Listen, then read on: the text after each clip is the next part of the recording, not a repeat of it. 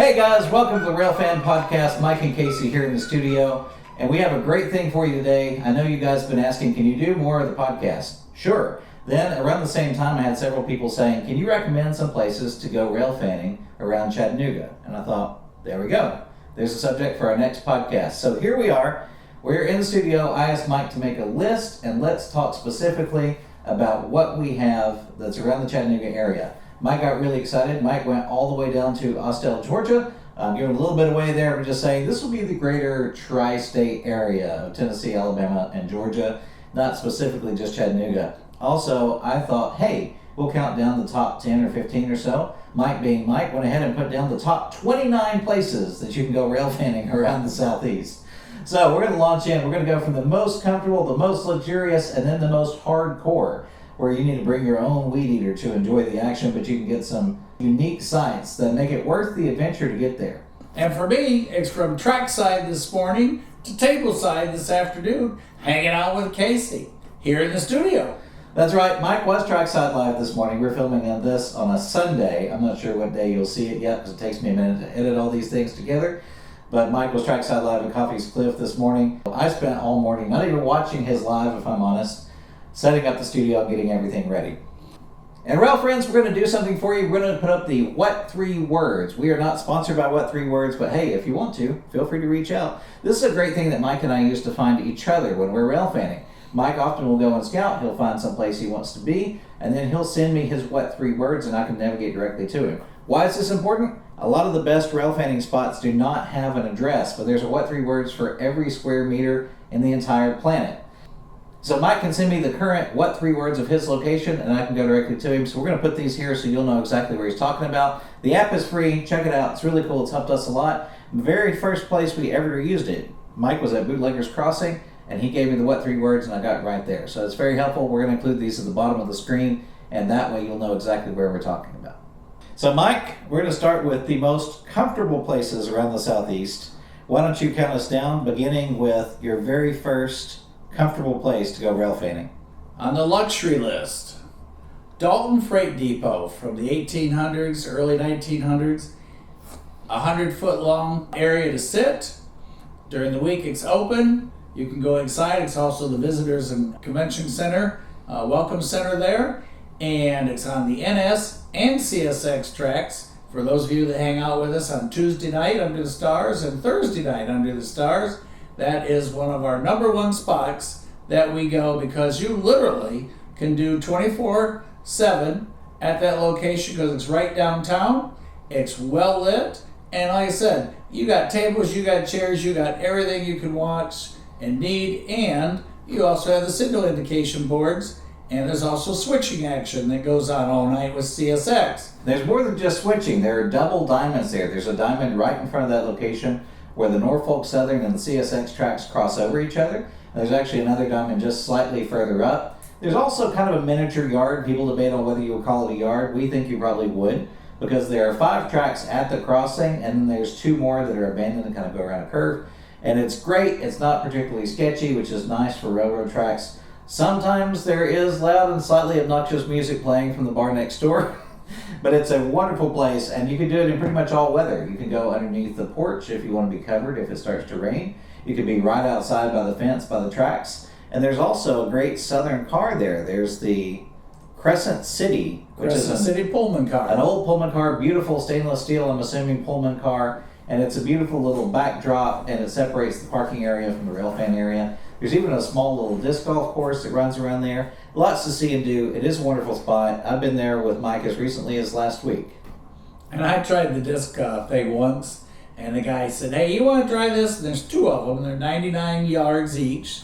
My first throw was over the fence and over on the ballast along the railroad track. And that was my last throw. I told him, if I do it again, it might be up on top of the depot. So it's probably best to you just take this back. And I've never told Mike this, I don't think, but I'm actually a disc golfer. I have a bag. I have all the discs. I think I have like 15 different discs. So I know my approach disc for my fairway driver. All right, Mike, what's number 2 on the list? Cohata. I love Cohata. First off, you don't get my size by not liking to eat. So when you go to Cohata, not only do you get double track action right downtown, but there's the general store, and they have the best sandwiches, and great pizza, and they're super nice people. And then across the street afterwards, Mayfield ice cream at the bank. My personal favorite, if I might add. And the bank is old. It's still got the vault in it. It's a little bitty bank. It's right downtown. We'll put up a little footage right here, what it looks like inside. It's really cool. We filmed it actually for Rail Moments episode number 1. That's where he's referring to. And after you eat, you can then, there's a great big parking lot you can go park in. You can sit on the chairs and tables that are over on the side. You have a long approach both ways. And many times that I've been there, the police department stop by and chat. It's just a super friendly town. And I even had Officer May stop and visit with me one day, introduce himself. So it's just one of the spots I've just fallen in love with. And it's really nice. You also get a lot of BNSF through there. That was the very first place we ever saw a Grinstein executive paint scheme. And it happened to be for episode number 1. And that was the day we discovered the Heritage app, the Railroad Picture Archives, a lot of the things that we still use to this day, we discovered on that day thanks to this great location. All right, Mike, number 3. Number 3, Tunnel Hill.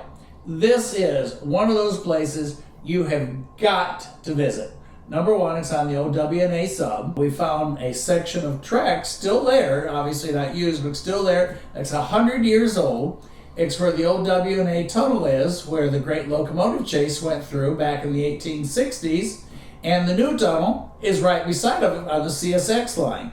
They've got a beautiful, beautiful little depot there, and you can go through the old tunnel. So not only, and you go through it with the railroad depot, but fantastic place to catch trains, tunnel action, and you get to go visit the old tunnel there, and it's really, really unique. So it's one of those places that if you're a rail fan, you've got to go there. And there's plenty of spacious areas to park and a great long view, and you also have signal indications.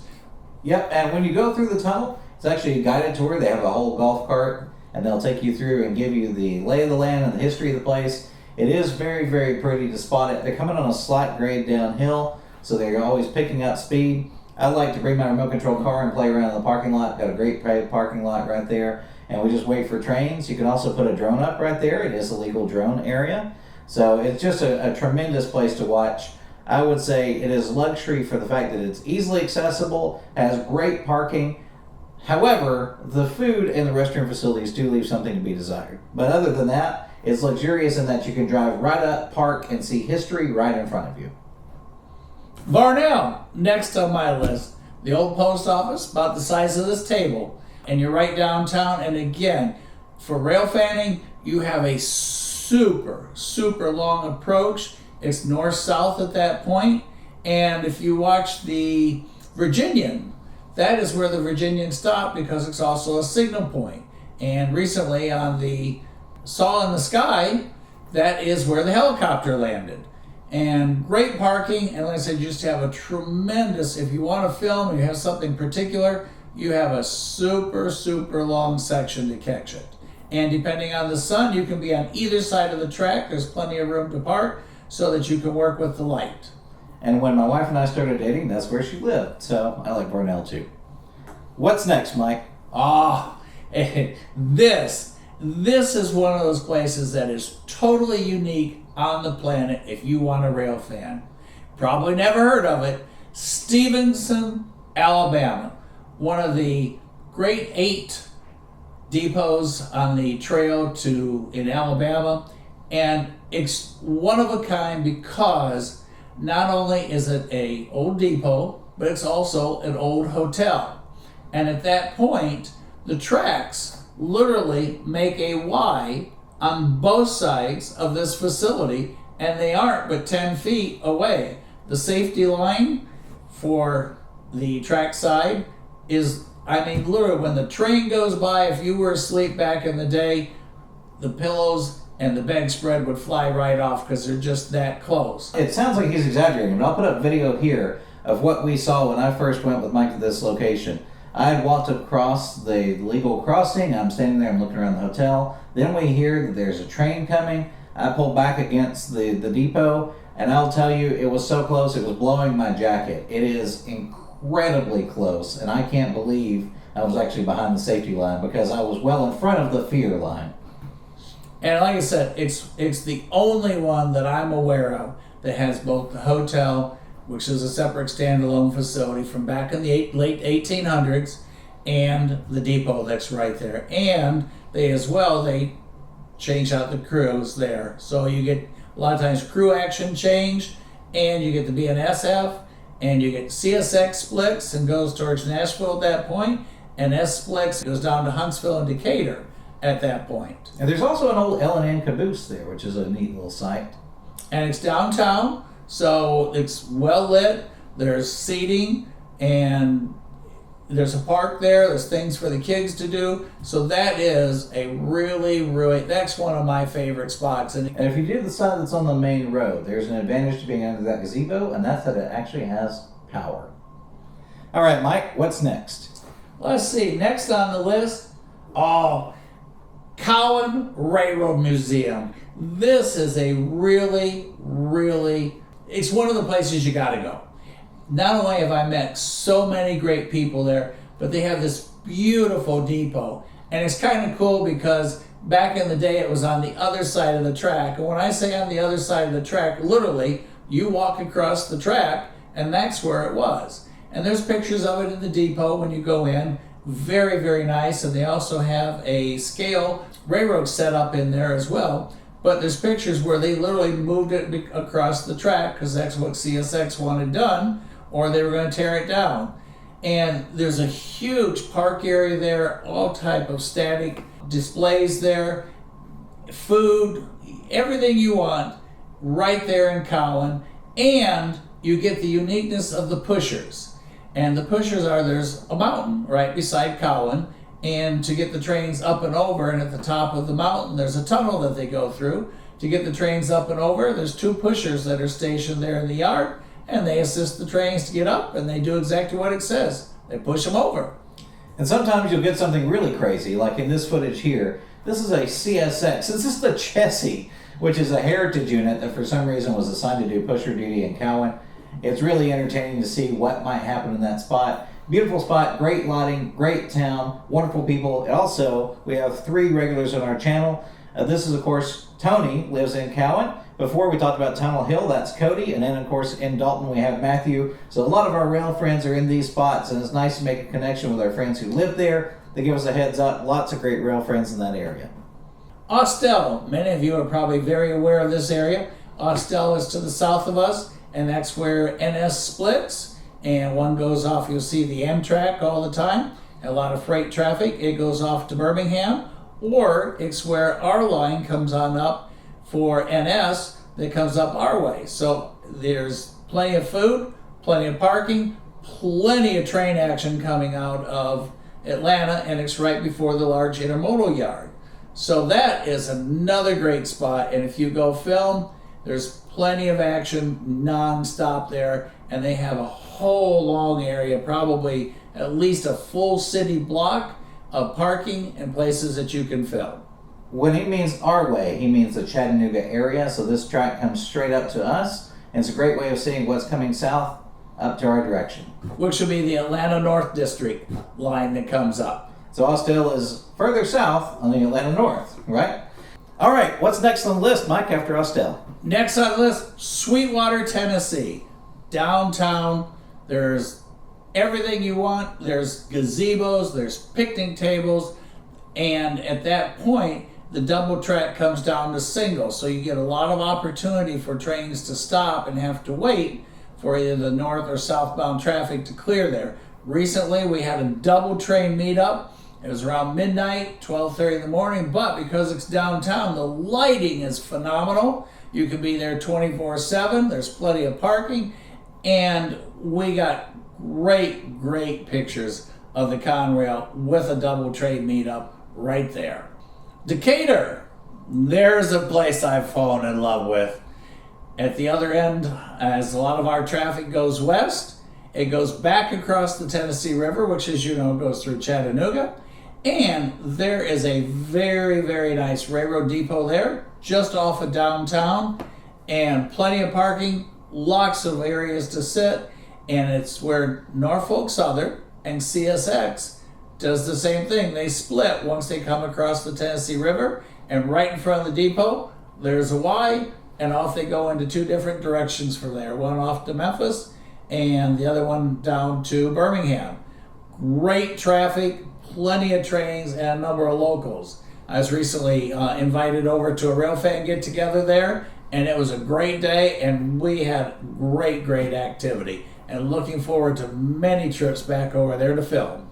And isn't that a no-whistle crossing, Mike? Yep, right there at the depot. They can't blow the horn. It's an interesting thing to experience. If you've never seen a no-whistle crossing, there's another one Mike and I go to that's in Ackworth, Georgia, next to a restaurant where we like to hang out. That's another no-whistle crossing, and it's eerie. You just see a train just blow right past a crossing, and there's really no warning. It's an interesting thing to experience.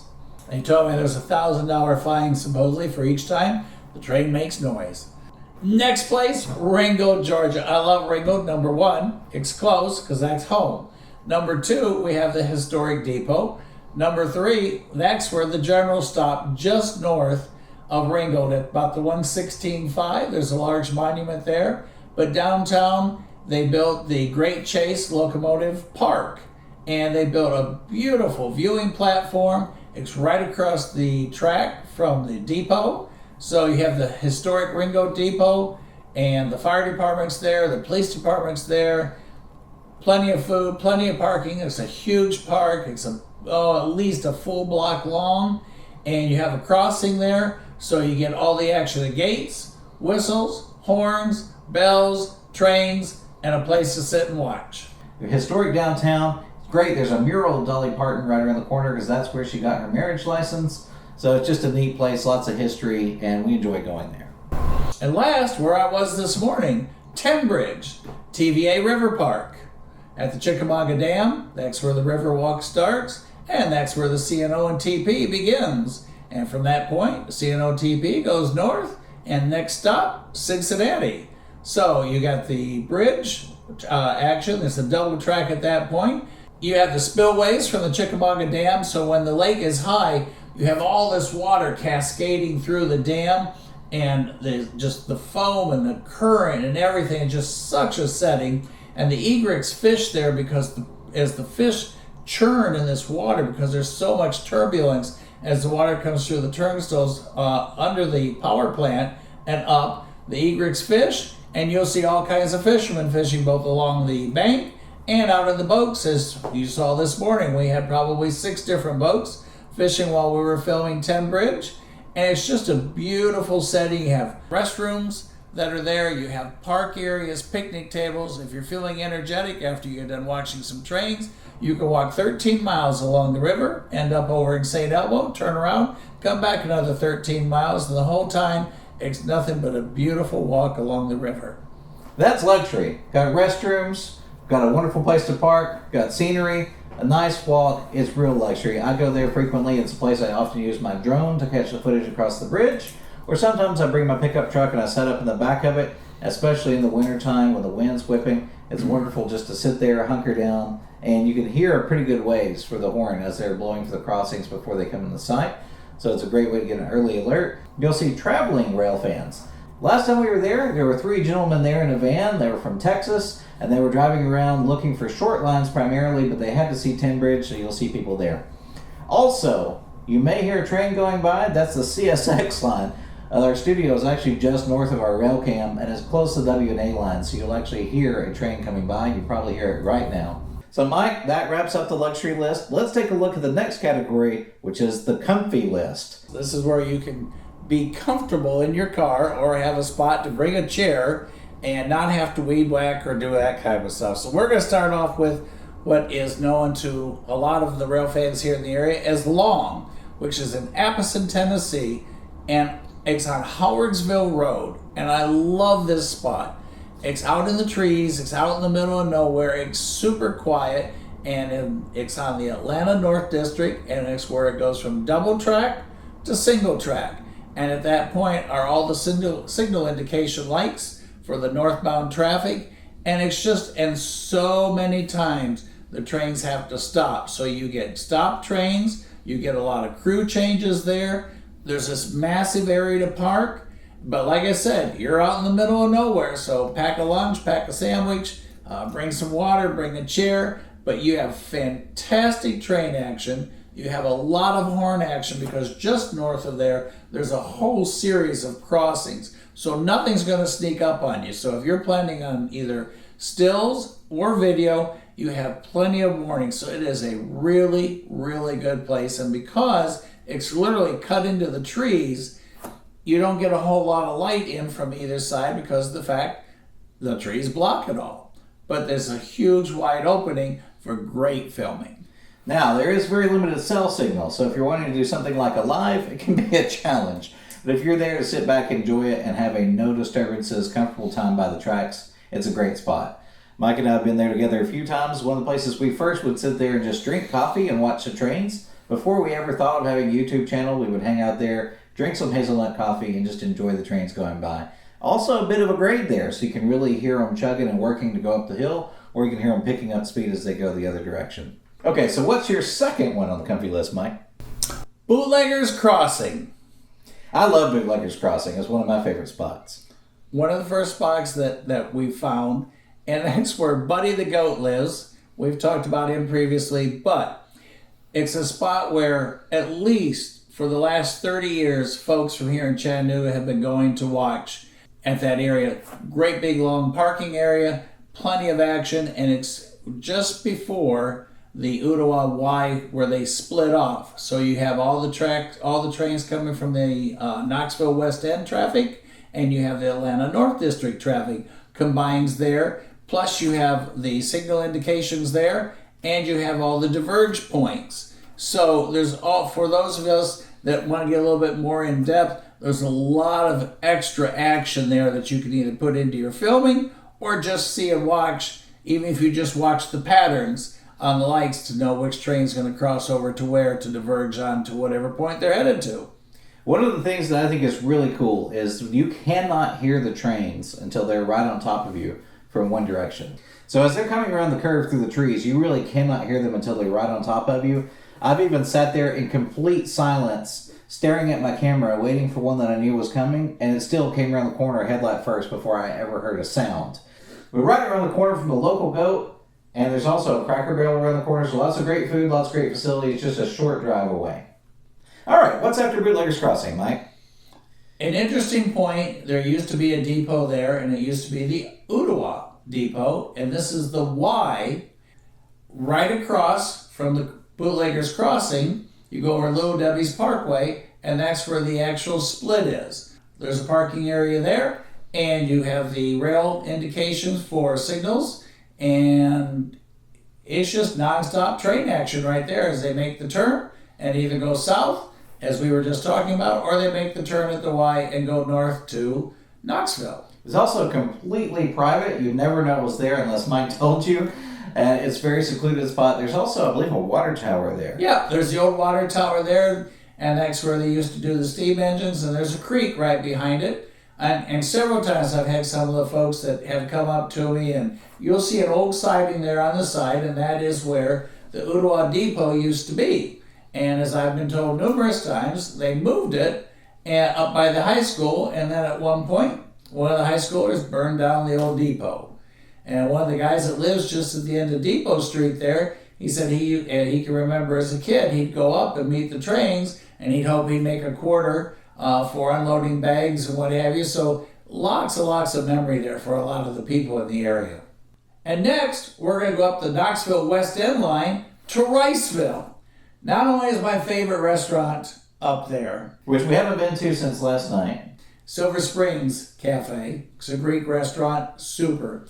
But in Riceville, there's not a whole lot there, but there is a massive length of track north and south, and you can film from either side, plenty of parking, and for video or stills, it is just a great sight. You saw it briefly in our blooper reel, right next to the Silver Springs Cafe and also winery. There is the moment in the blooper reel where the camera blows over, and that's exactly where he's talking about. That's just about half a mile maybe from the Silver Springs Cafe, right down the track frontage. It's a really pretty spot. He's right, that food there is fantastic. So make sure you get a meal there. And George's dinner was really great last night. Okay, from there we're going to jump way south to Bridgeport, Alabama. This one's a little off the beaten path. In other words, it takes some driving down some areas you didn't know existed. But what a fantastic spot. And when Casey tells you fantastic, he hasn't even begun to tell you how great it is, because it's one of those places that's just kind of one on the planet. First of all, it's right along the Tennessee River. So in Bridgeport, there's this massive, huge, beautiful depot. And they've got a great big park there. And they actually have stands that you can go sit at Railfan in. And right next to it is the Sequatchie Valley Railroad. So you have a short line right there. You have all the traffic for NS and CSX coming to one line across the river at that point. So you get a lot of trains backed up, nonstop action. But if you go down the park to the river, there is a walking bridge that you can go all the way across the Tennessee River, and you are approximately 50 feet from the railroad track bridge that goes all the way across the river. And he's right. This pedestrian bridge goes right across the river. There's a little spot to park, maybe one or two parking spots, but when you walk out, you can pick your own spot, and you're directly across at a very low vantage point from where these trains come right across the river. It is unique. I literally have never seen any other spot that has a vantage like this, where you can walk out and be parallel with a train crossing the river. Super popular spot for rail fans who know about it. And it's also a path that was on the Trail of Tears. Yes, much like our studio at the 122.8, where we have the rail camera just south of the studio.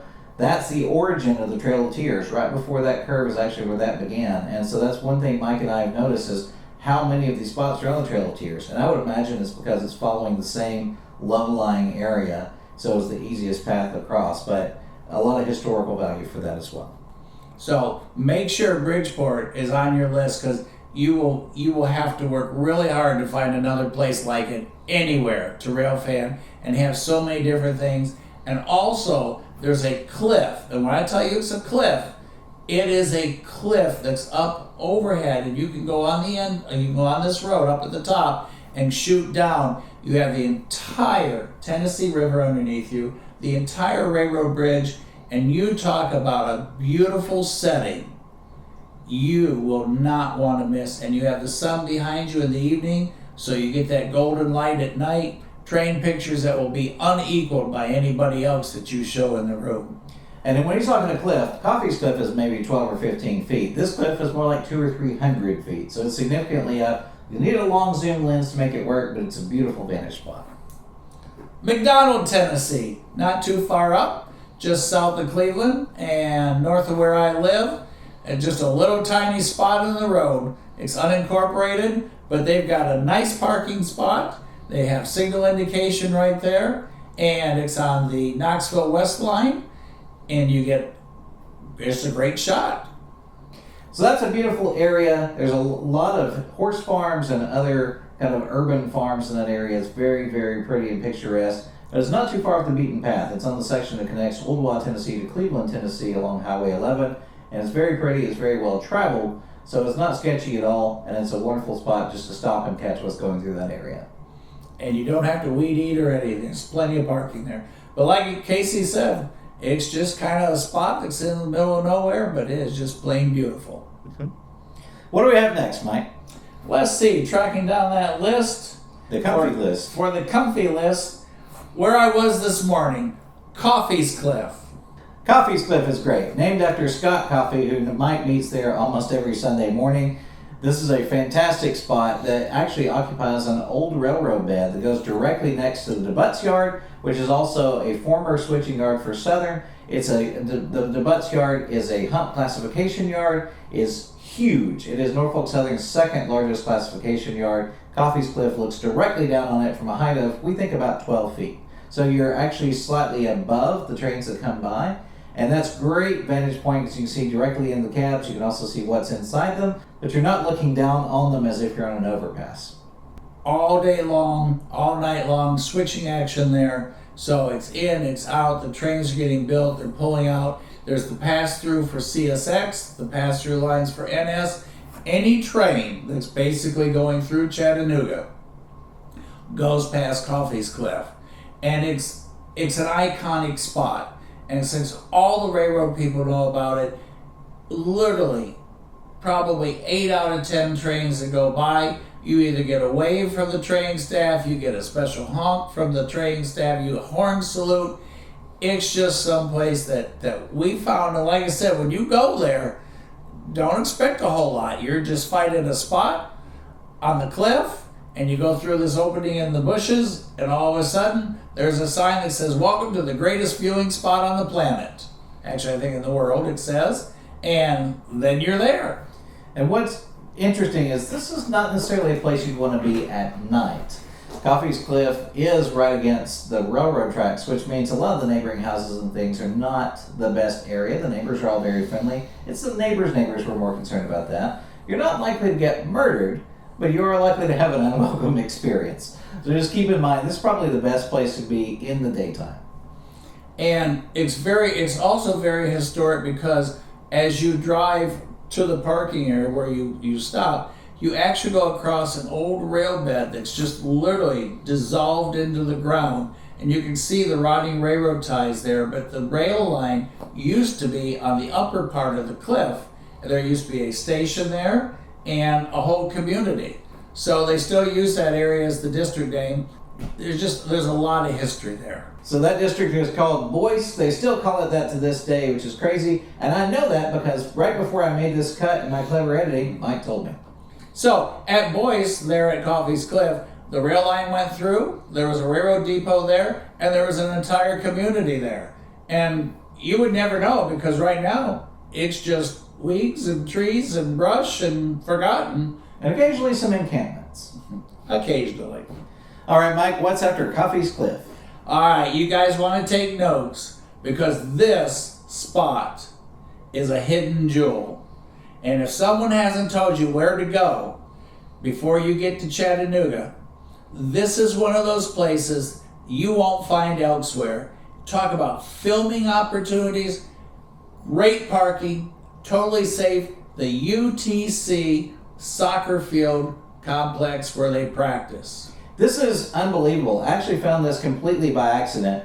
I was actually playing, believe it or not, even at my current size, I was playing in an adult league kickball tournament, and we happened to be using those soccer fields. And then I saw the 4003 come up and stop, and I thought, that's odd.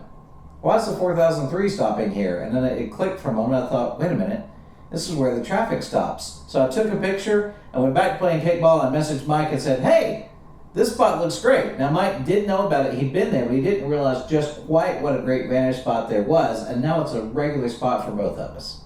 Any train that's coming down from Cincinnati that is going to terminate here in Chattanooga, any train coming up from the south, from Atlanta, that's going to terminate here, they come through the entire DeBuck's rail yard, and they then come to a stop in front of the soccer field. And at that point, they start tearing the train down, and they start backing it in to each of the different lines. As they do, the train team is throwing all the switches, so you have unlimited switch action as they're breaking down the train.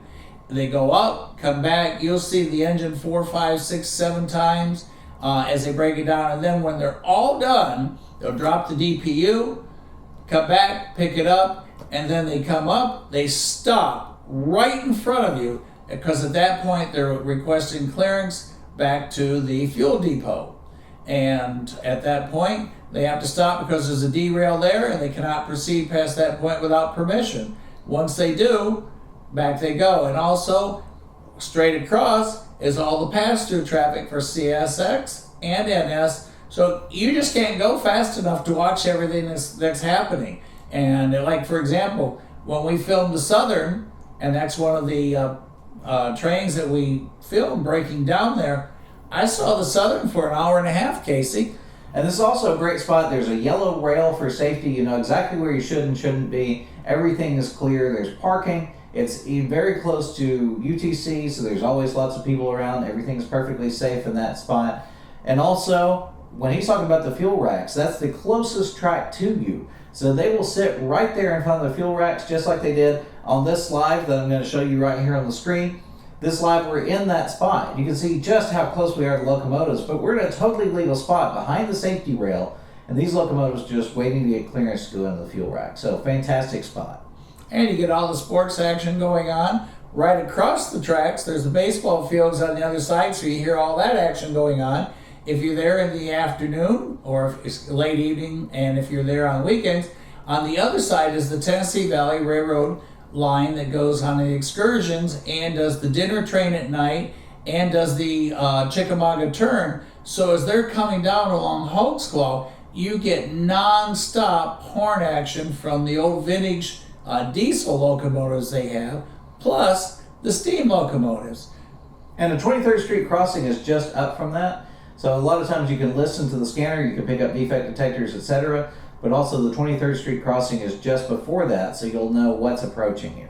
So you talk about a hidden gem for Railfanning, and it's the parking lot's patrolled by the UTC police. They stop, say hi all the time, and there's lots of people around. But this is a place that you can see a locomotive over and over as he's working, and all the rail staff always wave, because like I said, they're literally 20, 30, 40 feet in front of you. There's probably a group of 15 to 16 switches there. So everything that you want to see in Railfanning happens right there, from the train passing through to the train terminating. And if you're a baseball fan, historic Ingalls Stadium that now belongs to UTC is right next to that. That's where Willie Mays played in his very first professional season. The Huntsville Railroad Museum, it's a favorite of mine just because even though it's not open now, I got to go through it a few years back. It's just one of those things that's so well preserved inside. And it was also where they held the prisoners during the Civil War from the different sides as they trade back and forth. They held them at the depot. So while they were there, there's things like they wrote on the old wallpaper. And as they were restoring the depot, as they were taking the wallpaper off that was over the top, they found the old sayings and what have you. So it's a big parking lot. You're right downtown. And the trains go literally 5 to 6 feet in front of the building. There's the safety line, there's the tree. But it's just a beautiful railroad depot that you want to visit with a lot of train action that goes right past it. And I hope Huntsville gets it opened again soon so you can go in it. Huntsville is also a great city. It's Rocket City if you're a space fan. They have a wonderful museum there and visitor center. They also have a Top Golf. They've got great restaurants. They have this nice auditorium concert venue. All kinds of things to do. Huntsville's a nice spot for an overnight. Go and enjoy a weekend. Now, where do you think we're going to go next? A town that probably most of you haven't heard of, Trenton, Georgia. And you're going to say, Mike, where's Trenton and why do you want to go there? Well, first of all, there's an old rail yard there where they're restoring the depot. Second, it's on the AGS line, which is Birmingham up to Chattanooga, so there's a lot of traffic. And on Vanguard Drive, like I said, you're going to have to make notes because this is one of those places you will never find. But at Vanguard Drive, and think about how much traffic there is between those two cities, where the track goes from double to single, there's a manual switch. So as the trains meet, the train staff has to get off, throw the manual switch to proceed, and then wait and throw the switch back so that the other train can proceed. So it's one of those places, if you want rare footage of things that, and everything else is automated, that is one of the only spots that I know of where regular train traffic has to stop. If there's another train there, just throw the switches to do the pass. And one of these places that, when Mike said Trenton, Georgia, I lived there for 7 years. I worked at the Crystal that's right around the corner. I also thought, Mike, why would you want to go to Trenton, Georgia? But now I know there's a manual switch. I've been there to film particular trains, such as one of the NASA trains, but I did not realize there's a manual switch. First time I realized that. What's next on the list, Mike? You're going to laugh, but another small town, Hiram, Georgia, right on the traffic main line there. And it's got this incredible Italian restaurant that you want to go to. And it's on the NS line. And they come through, and it's a great big parking lot. You're right downtown. They've got Barney's old patrol car It's an old patrol car sitting there, and that's one of the spots that I found. And it had lunch there, and so when I'm down as I'm coming up from Austell, that's one of the places I swing by on the NS line. You can make an entire day trip out of some of these destinations, just going to various spots. We always make sure that there's a good meal spot close by because, as Mike said, we didn't get this size by saying no. What's next, Mike? So now we're going to switch to the Weedwhacker list. These are the ones that are a little rougher, a little more off the beaten track. If you're willing to put in a little bit of effort, there's an adventure and there's a unique spot to be found. What's number one, Mike? And every one of them is unique, seriously. Like I said, each have their own personality, and unless you know, you are never going to know to go to these spots. First on my list, Whiteside Tunnel. I almost had to, it's like being with Daniel Boone to find this place. It's right where Hamilton County stops, Marion County starts. One end of this old Civil War tunnel is in one county. The other end of it is in a separate county, and there's a space big enough for a car to drive through the bushes, and it's one parking spot. And when you walk up on this bank, you're eye level with the train engineer. It's double track. It's going up the grade.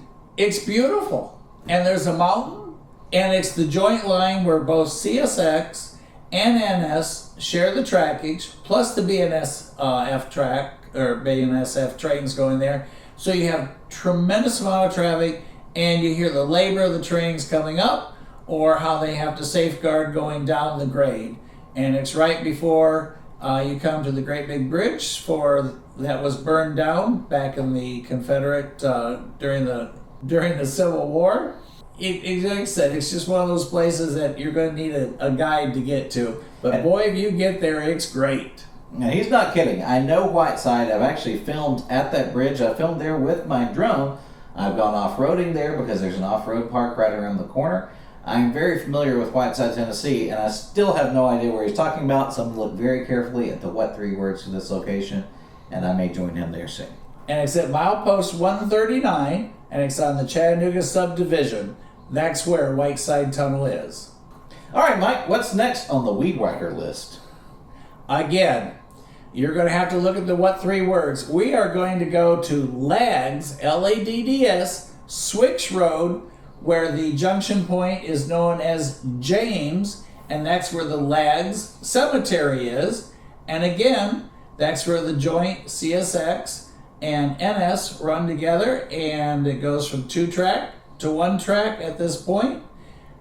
Casey and I was there, and you have the signal indications. Fantastic. You come along this little road, you're kind of back in the middle of nowhere, but totally legal. The road goes alongside, goes back to Ladds Switch Cemetery. There's this train picture from who knows back when, and there you park right in the front of the cemetery. Cemetery is 10 feet this way. The old road, railroad track, 10 feet this way. I will say the gentleman who lives in that house next to you is not a fan of the railroad. So he will come out at some point. He will engage you in conversation. He will express his displeasure with every railroad that's ever existed. And I let him talk because it's his house, but it's a great spot to railfan otherwise. And like I said, you talk about up front, close, it's super. And there's a super narrow underpass right there. Mike and I had this idea. We haven't finished it. We'll finish it at some point, and we've seen more of them. We had this idea to find the smallest underpasses in the entire area, and there's a great candidate for that right in this spot, because there's an underpass that it makes you nervous to drive a wide car through. And right around the corner on Tennessee Route 156, Nickajack Lake. We love Nickajack Lake. This is beautiful. I don't recommend you go when it's very cold, because the wind will whip across the water. But just a gorgeous spot. And in the sunrise, when the sun hits you and everything is just peaceful and you see all the birds and there are always people kayaking, just a gorgeous part of the planet. I love going there. I just don't love going there when it's particularly cold. But it is beautiful because you look across. There's an old cemetery that we found, and you can stop there on the driveway. And when I say old cemetery, it was back in the 1800s and early 1900s. and there's a yellow gate, so you can't go up there anymore, but there's a spot for you to park there. Or literally along the track, there's 2 pads that you can stop on. So it's not one of those luxury spots, but it is one of those places that you will get pictures that will be envied by your other rail friends. And the cemetery is really cool. Back before they put up the gate, we did drive up there, but it does require 4-wheel drive. I did actually have to engage 4-wheel drive to get to the cemetery, but it is really, really pretty. A very old spot, and it's protected from the river because it's very far up that hill. Now the next spot, I call it the cement plant spot. I'm honestly not sure what road it is, but it's in Soddy Daisy, and it's, again, if you're on the TNO and CP line, it goes from 2-track to 1, and you can either, there's a section right by the concrete plant that's raised, and there's a couple places you can park there, or there's a field that has a huge viewpoint. Like I said, I'm not sure what the name of the road is. Casey will put it up with what 3 words. But that is a place that you'll get a lot of trains going north there that are stopped, and you get extra filming activity. Like I said, limited parking. You're literally along the road or at the field. And it is so dark at night, incredibly dark. Just ask me how dark it gets, because one night I almost lost a drone in that area. I was trying to bring the drone back to land, and I could not find the car because that's how dark it was. And the irony is, I was standing at the car and still couldn't find where the car was. It is incredibly dark in that area. No lights, no nothing. The cement plant's slightly around the corner, but there is a lot of good action. And just 1 mile, probably 2 miles south of that point is Thrasher Pike. Thrasher Pike is just off of 27, and I love this spot because it's a great big lazy set of S curves where, again, on the CNO and TP, they're coming past Thrasher Pike at that point, and it's so picturesque because it's just nothing but a lot of trees, and all of a sudden you either have the train there or the train here. There's a great big huge parking lot, and they do hold a lot of the trains there, and they do train crew switches there. So Thrasher Pike, just off of 27 in Soddy Daisy, about 1.5 miles south of the cement plant, is another spot that we found. We've also caught a couple of heritage there, which you'll see right here. And Mike loves to go there because it's a place he can set up his umbrella. Sometimes people stop to chat. We've met some other rail friends there. And it's not too far off the beaten path, but it is a little unimproved.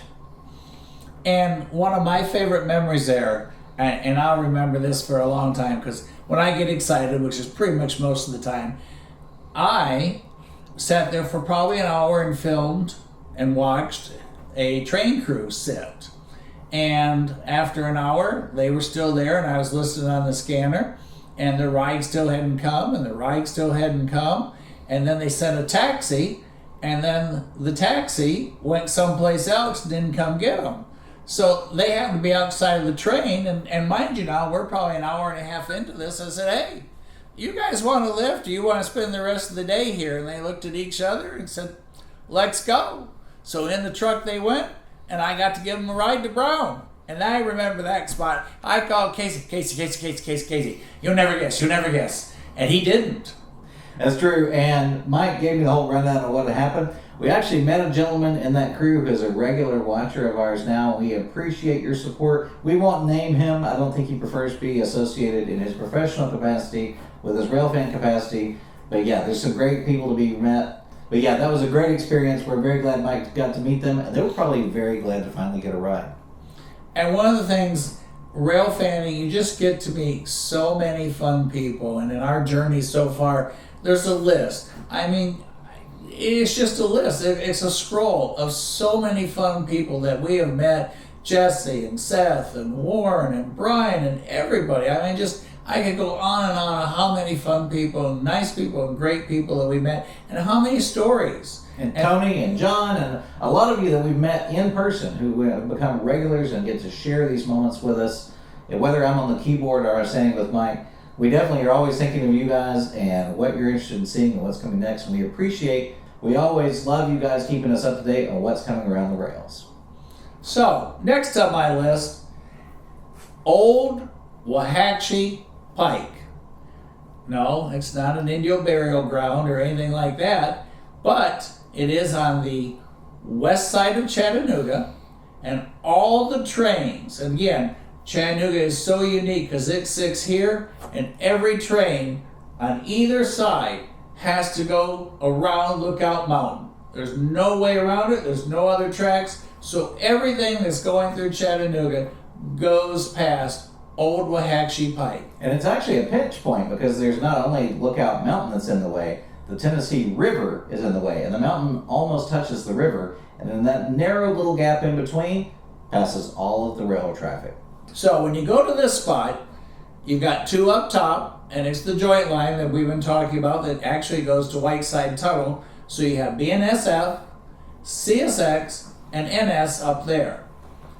On the lower track, which they're just shortly a small distance apart, but it is lower down, is the AGS line down to Birmingham for NS. So you have major traffic coming past here, literally nonstop, because of the fact that they've, as Casey was saying, it's a choke point, so there's so much diversion here, there's so many trains that stop there, and right beside this crossing is the CSX yard at Waxahachie.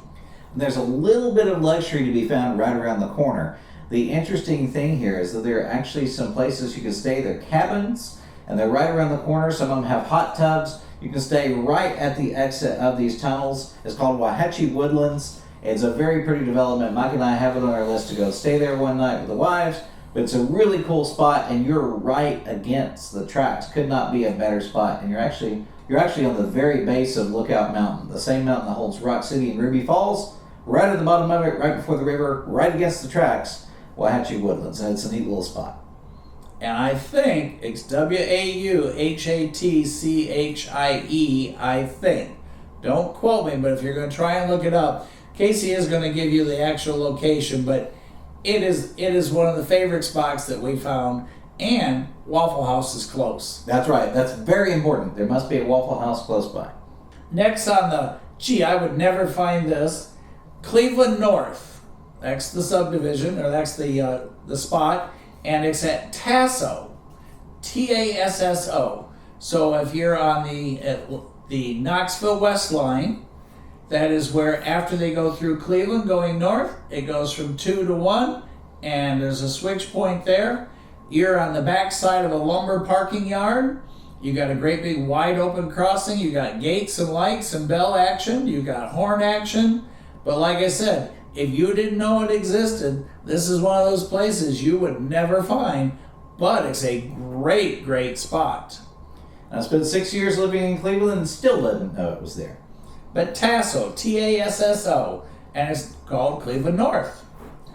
And last on my list, number 29, down in Rome, Georgia, Berwyn, Berwin siding.